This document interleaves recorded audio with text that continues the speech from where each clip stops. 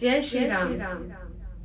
मंगल भवन अमंगल हारी, द्रबहु सुदशरथ हजर बिहारी।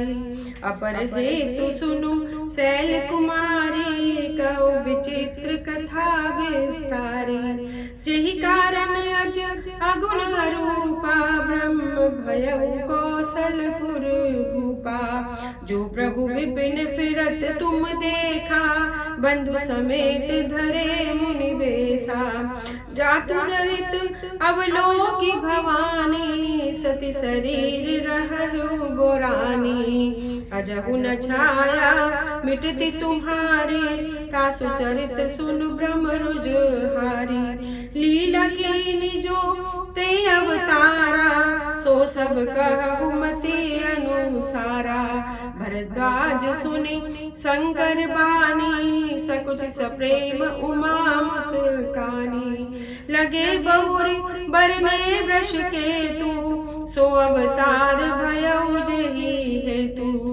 सो मैं तुम सन कहु सब सुन मुनीस मन लाए। राम कथा कलिमल हरनी, मंगल करनी सुहाई। स्वयंभू मनु अरु सत रूपा, जिनते भय नर सृष्टि अनूपा।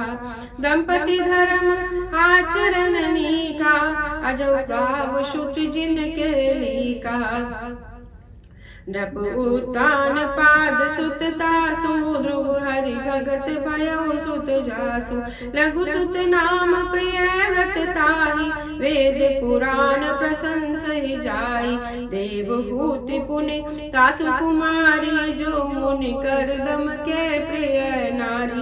आदि देव प्रभु दीन दयाला, जठर चरयउ देहि कपि कृपाला। सांख्य शास्त्र जिन प्रगट बखाना, तत्व विचार निपुण भगवाना। तेहि मनुराज कीन बहु काला, प्रभु आयसु सब विधि प्रतिपाला। होई न विषय विराग, भवन बसत था चौथपन। हृदय बहुत दुख लाग, जन्म गयउ हरि भक्ति बिनु। बर बस राज सुतई तब दीना, नारी समेत गवन बन कीना। तीरथ बर नैमिष विख्याता, अति पुनीत साधक सिद्धि दाता। बसई तहाँ मुनि सिद्ध समाजा, तैहि हर्षि चले मनु राजा। पंथ जात सोहि मति धीरा, ज्ञान भगति जनु धरे शरीरा। पहुँचे जाय धेन मतु तीरा, हर्षि नहाने निर्मल नीरा।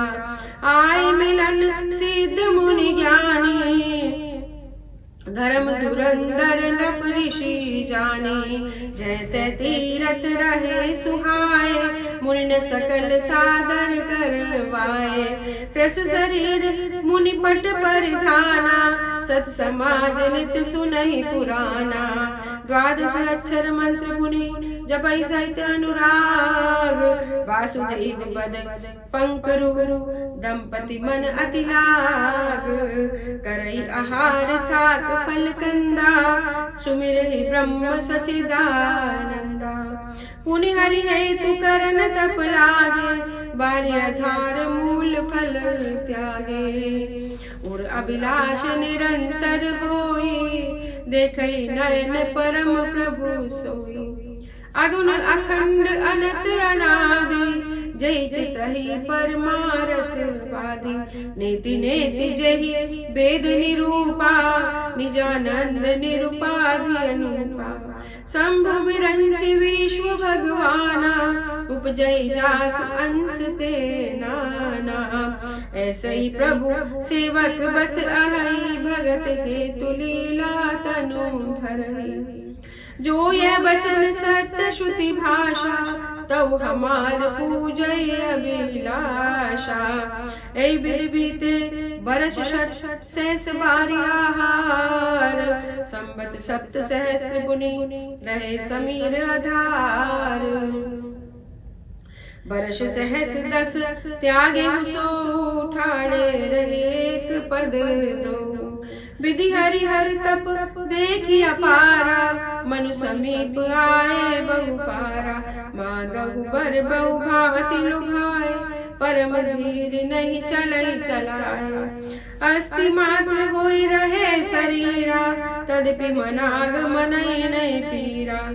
प्रभु सर्वज्ञ दास निज जाने, गति अनन्य तापस न पुराने। मांग मांग बरु भय नभ बानी, परम गंभीर कृपा मृत सानी। मृतक जियावरी गिरा सुहाई, श्रवण रंध्र होई उर्जब आई। हष्ट पुष्ट तन भय सुहाय, मानव अबरी भवन ते आए। श्रवण सुधा सम वचन सुनी, पुलक प्रफुल्लित गात। बोले मनु कर दंडवत, प्रेम न हृदय समात। सुनि सेवक सुर तरु सुर धेनु, विधि हरिहर बंदित पद रेणु। सेवत सुलभ सकल सुखदायक, प्रणत पाल सचराचर नायक। जो अनाथ हित हम पर नेहु, तो प्रसन्न होई यह बर देहु। जो स्वरूप बस शिव मन माही, जय कारण मुनि जतन कराई। जो भुसुंडी मन मानस हंसा, सगुण अगुण जहि निगम प्रशंसा। देखई हम स्वरूप भरि लोचन, कृपा कर पर तारति मोचन। दंपति वचन परम प्रिय लागे, मृदुल विनीत प्रेम रस पागे। भगत वचन प्रभु कृपा निधाना, विश्ववास प्रगटे भगवाना। नील सरोरु नील मणि, नील नीरधर श्याम। लाजै तन शोभा निरखी, कोटि कोटि सत्काम। सरद मयंक बदन छवि सीवा, चारु कपोल चिबुक दल ग्रीवा। अधर अरुण रद सुंदर नासा, विदुकर निकर बिनिंदक हासा। नव अम्बुज अम्बक छबिनी की, चितवनी लत लित भावती जी की। प्रगुट मनोज चाप छवि भारी, तिलक ललाट पटल दुतिकारी। कुंडल मकर मुकुट सिर भ्राजा, कुटिल केस जनु मधुप सदाजा। पुरुषि वत्स रुचिर बनमाला, बदिक हार भूषण मणि जाला। केहरी कंधर चारु जनेऊ, बाहु विभूषण सुंदर तेऊ। करि कर सरस सुबग भुज दंडा, कठिन शंग कर सर को दंडा। तड़ित बिनिंदक पीत पट, उदर रेख बरतीने। नाभि मनोहर लेति जनु, जमुन भवर छवि छीनी। पद राजीव बरन नहीं जाई, मुनि मन मधुप बसई जन माही। वाम भाग शोभति अनुकूला, दिशक्ति छवि निधि जग मूला। जास वंश उपजई गुण खानी, अगणित लच्छी उमा ब्रह्मानी। भ्रगुट विलास जासु जग होई, राम बाम दिसि सीता सोई। छवि समुद्र हरि रूप बिलोकी, एक टक रहे नयन पट रोकी। चित वही सादर रूप अनुपा, तृप्ति न मानहि मनुसत रूपा। हर्ष विबस तन दशा भुलानी, पर दंड इव गहि पद पानी। सिर पर से प्रभु निज कर कंजा, तुरत उठाए करुणा पुंजा। बोले कृपा निधान पुनि, अति प्रसन्न मोहि जानी। मांगो बर जोई भाव मन, महादानी अनुमानी। सुनि प्रभु वचन जोरी जुग पानी, धरि धीरज बोली मृदु बानी। नाथ देखी पद कमल तुम्हारे, अब पूरे सब काम हमारे। एक लाल सा बड़ी उर्माही, सुगम अगम कही जाति सुनाही। तुम्हें देते अति सुगम गुसाई, अगम लाग मोहि निज कृपनाई। जथा दरिद्र विभूत रूपाई, बहु संपत्ति मागत सकुचाई।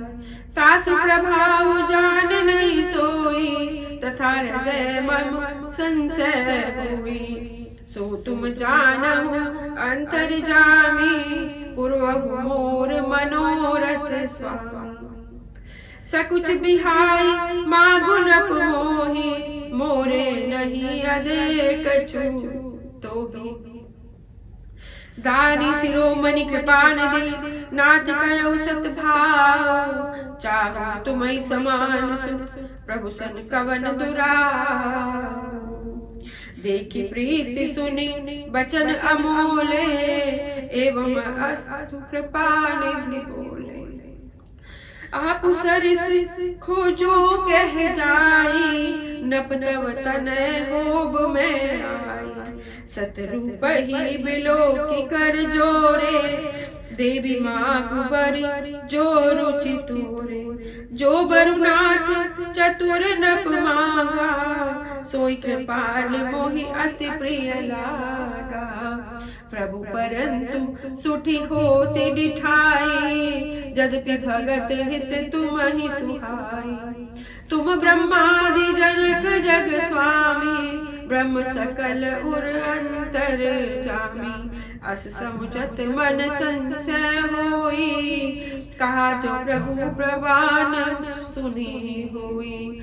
जे निज भगत नाथ तब आई, जो सुख पावई जो गति लहई। सोई सुख सोई गति सोई भक्ति, सोई निज चरण सनेहु। सोई विवेक सोई रहनि प्रभु, हमई कृपा कर दे। हे गिरिराज कुमारी, अब भगवान के अवतार का वह दूसरा कारण सुनो। मैं उसकी विचित्र कथा विस्तार करके कहता हूँ, जिस कारण से जन्म रहित निर्गुण और रूप रहित ब्रह्म अयोध्यापुरी के राजा हुए। जिन प्रभु श्री रामचंद्र जी को तुमने भाई लक्ष्मण जी के साथ मुनियों का सा वेश धारण किए वन में फिरते देखा था, और हे भवानी, जिनके चरित्र देखकर सती के शरीर में तुम ऐसी बावली हो गई थी, अब भी तुम्हारे उस बावलेपन की छाया नहीं मिटती। उन्हीं के भ्रम रूप रोग के हरण करने वाले चरित्र सुनो। उस अवतार में भगवान ने जो जो लीला की, वह सब मैं अपनी बुद्धि के अनुसार तुम्हें कहूंगा। शंकर जी के वचन सुनकर पार्वती जी सकुचाकर प्रेम सहित मुस्कुराई। फिर वृषकेतु शिव जी जिस कारण से भगवान का यह अवतार हुआ था उसका वर्णन करने लगे। हे मुनीश्वर भारद्वाज, मैं वह सब तुमसे कहता हूँ, मन लगाकर सुनो। श्री रामचंद्र जी की कथा कलयुग के पापों को हरने वाली, कल्याण करने वाली और बड़ी ही सुंदर है। स्वयंभू मनु और उनकी पत्नी शत्रुपा, जिनसे मनुष्यों की यह अनुपम सृष्टि हुई है, इन दोनों पति पत्नी के धर्म और आचरण बहुत अच्छे थे। आज भी वेद जिनकी मर्यादा का गान करते हैं। राजा उत्तानपाद उनके पुत्र थे, जिनके पुत्र हरिभक्त ध्रुव जी हुए।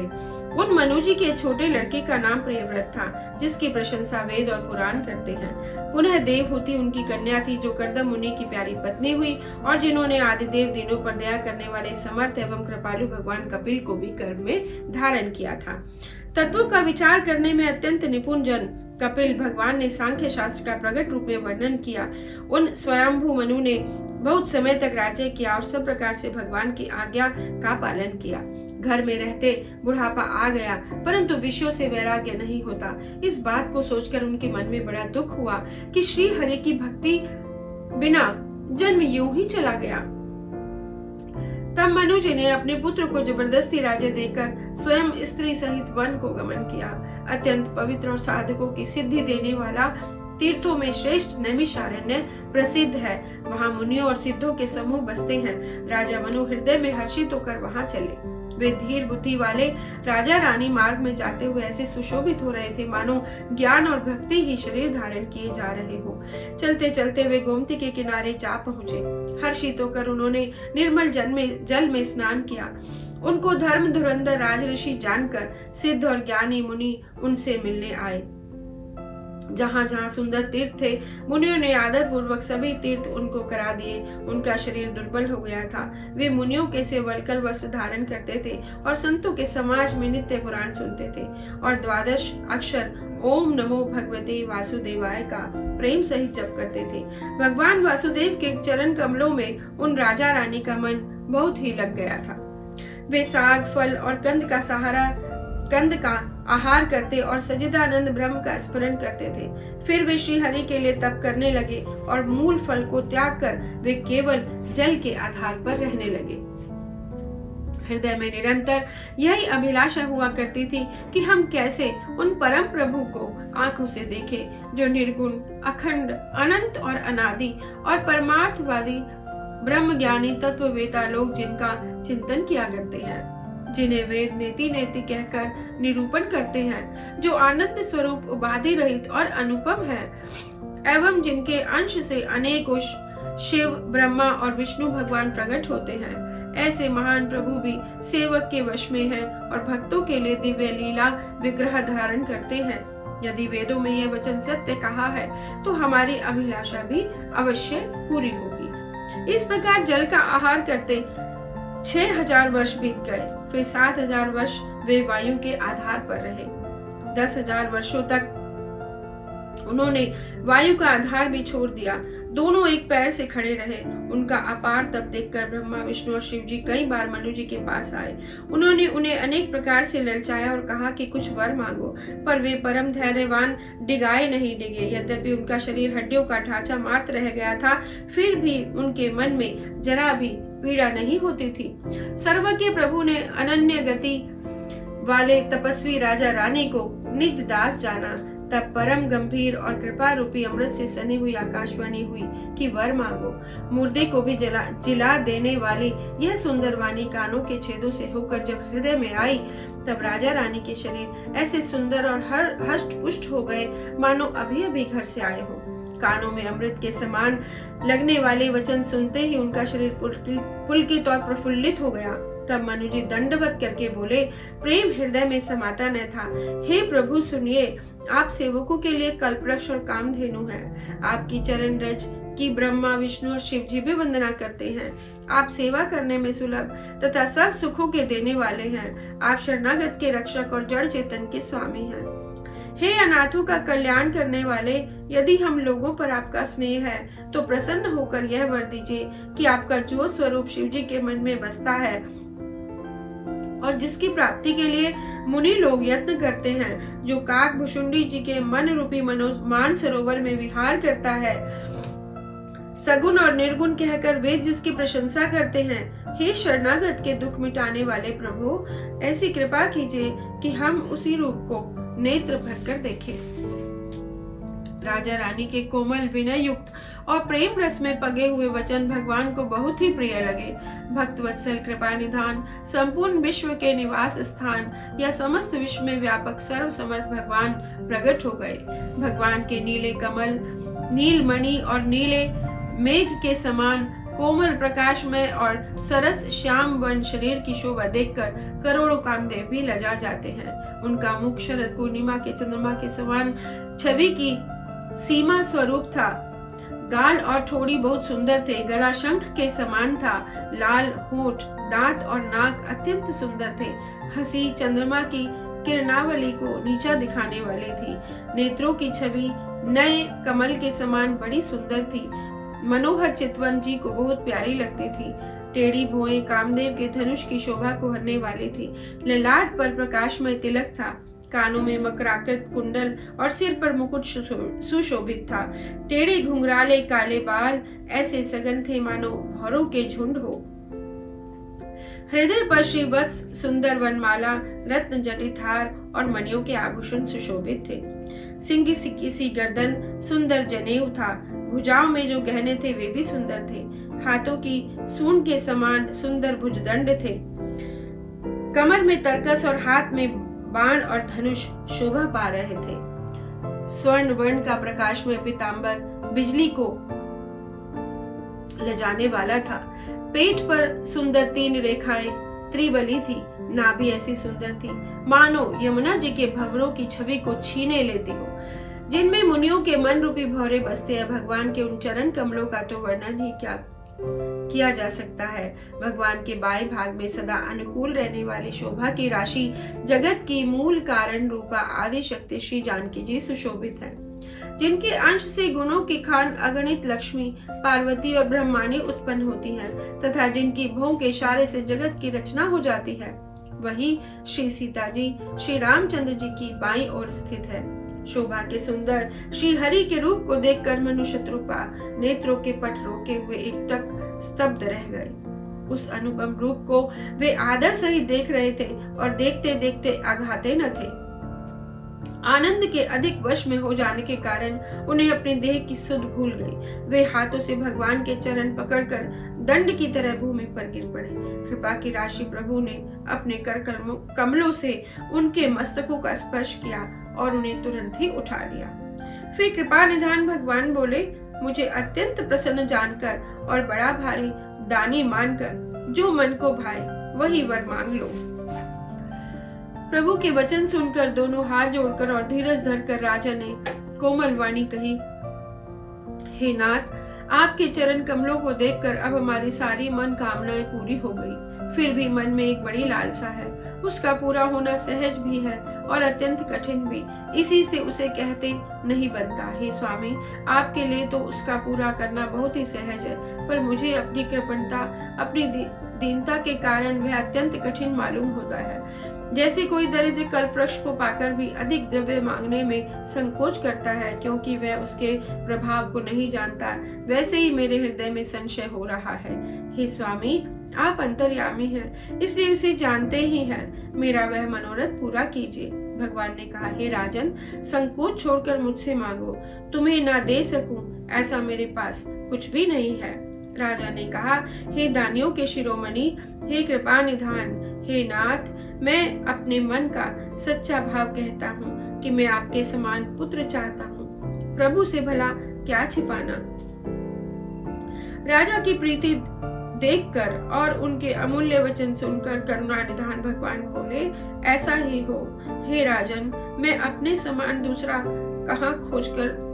कहाँ जाकर खोजूं, अतः स्वयं ही आकर तुम्हारा पुत्र बनूंगा।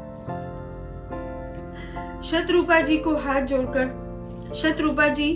हाथ जोड़े देखकर भगवान ने कहा, हे देवी, तुम्हारी जो इच्छा हो सो वर मांग लो। शत्रुपा ने कहा, हे नाथ, चतुर राजा ने जो वर मांगा है, हे कृपालु, वह मुझे बहुत ही प्रिय लगा, परंतु हे प्रभु, बहुत डिठाई हो रही है। यद्यपि हे भक्तों का हित करने वाले, वह डिठाई भी आपको अच्छी ही लगती है।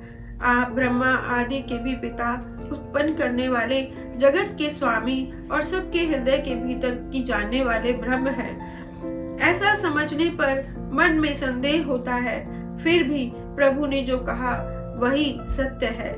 मैं तो यह मांगती हूँ कि हे नाथ, आपके जो निज जन हैं, वे जो अलौकिक अखंड सुख पाते हैं और जिस परम गति को प्राप्त होते हैं, हे प्रभु, वही सुख, वही गति, वही भक्ति, वही अपने चरणों में प्रेम, वही ज्ञान और वही रहन सहन कृपा करके हमें दीजिए। मंगल भवन अमंगल हारी, द्रव सुदशरथ अजर बिहारी।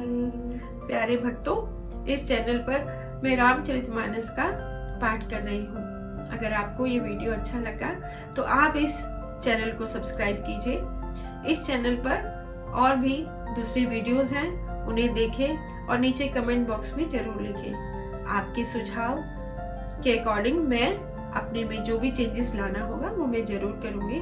आप कमेंट बॉक्स में जरूर लिखें। इस वीडियो को लाइक करें, शेयर करें और नीचे कमेंट जरूर करें। जय श्री राम।